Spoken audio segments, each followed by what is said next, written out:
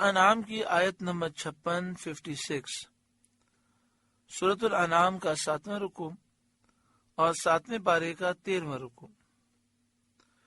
اللہ رب العالمین نے ارشاد فرمایا، قل اے محبوب آپ فرمائیے، انی نہیت مجھے منع کیا گیا ہے، ان اعبد الذین کہ انہیں پوجوں، تدعون من دون اللہ جن کو تم اللہ کے سوا پوجتے ہو، کیونکہ یہ پوجنا عقل کے بھی خلاف ہے اور دلیل اور نقل کے بھی خلاف ہے۔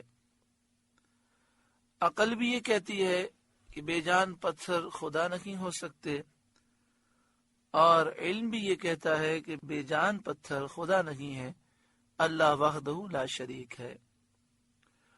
قل اے محبوب آپ فرمائیے، لا اتبع اہواءکم میں تمہاری خواہش پر نہیں چلتا، یعنی تمہارا جو طریقہ ہے وہ نفس کی اتباع ہے اور خواہش کی اتباع ہے۔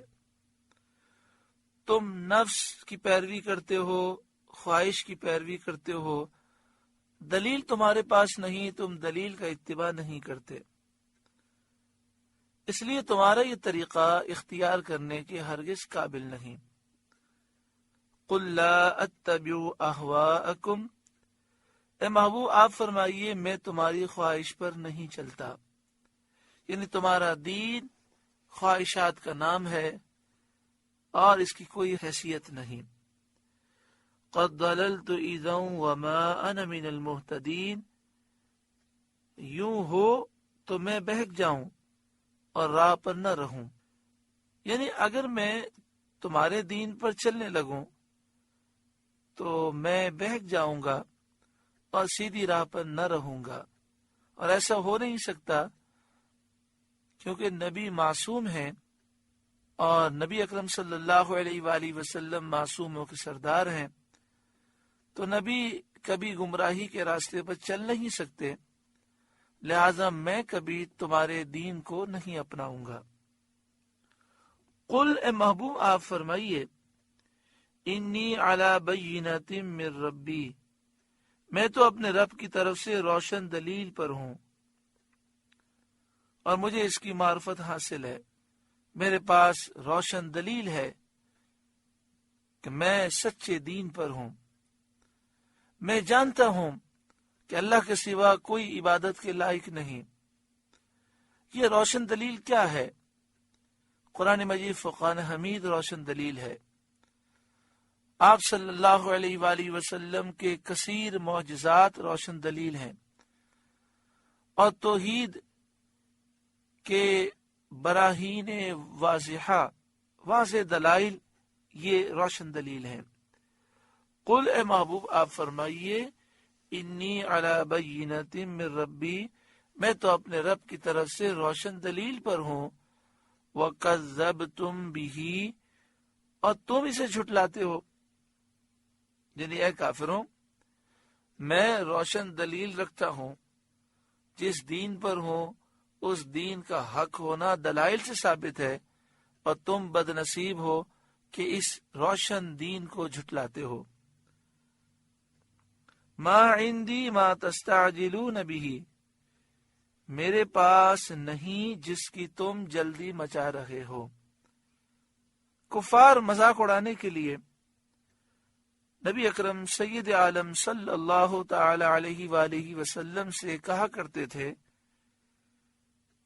کہ آپ جس عذاب کا ذکر کرتے ہیں کہ قیامت میں عذاب ہوگا، جہنم کی یہ ہولناکیاں ہیں، تو بس اب جلدی کریں، ہم پر جلدی عذاب نازل کرا دیں۔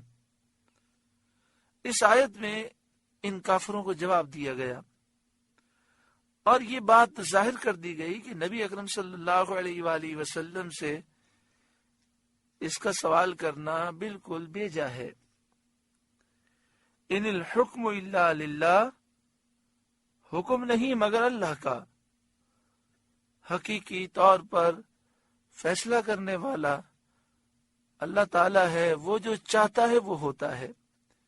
یقص الحق وہ حق فرماتا ہے، اس کا فرمان حق ہے، وَهُوَ خَيْرُ الْفَاصِلِينَ، اور وہ سب سے بہتر فیصلہ کرنے والا ہے۔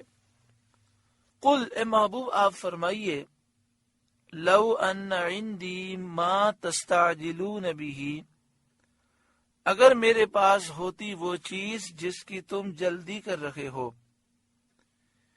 یعنی یہ عذاب میرے پاس ہوتا،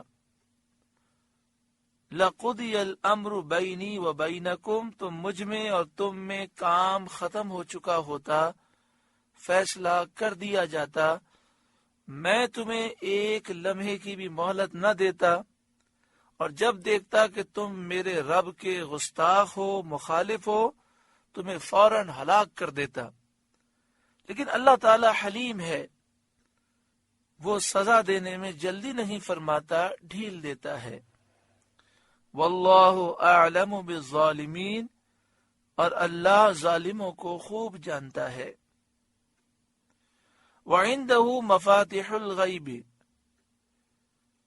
اللہ ہی کے پاس ہیں غیب کی کنجیاں، چابیاں، لا يعلمها الا هو، انہیں وہی جانتا ہے۔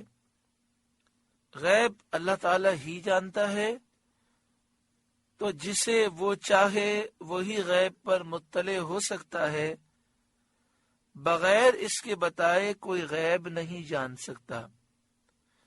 اس آیت میں مشرکین اور کفار کا رد کیا گیا، جو کاہنوں کے بارے میں یہ عقیدہ رکھتے تھے کہ کاہنوں کو جنات غیب کا علم دیتے ہیں، اور جنات کے بارے میں وہ سمجھتے تھے کہ انہیں غیب کا علم ہے۔ تو اس کا رد کیا گیا کہ غیب کا علم اللہ تعالیٰ کے پاس ہے، اور اس کی چابیاں اللہ کے پاس ہیں۔ اللہ جسے چاہتا ہے عطا فرماتا ہے، تو اللہ نے کاہنوں کو، نجومیوں کو اور جنات کو غیب کا علم نہیں دیا، اللہ تعالیٰ نے اپنے محبوب بندوں کو یعنی انبیاء کو اور اولیاء کو غیب کا علم عطا فرمایا۔ اللہ نے انبیاء کو وحی کے ذریعے غیب کا علم عطا فرمایا، اور اولیاء کو انبیاء کے وسیلے سے غیب نصیب ہوا۔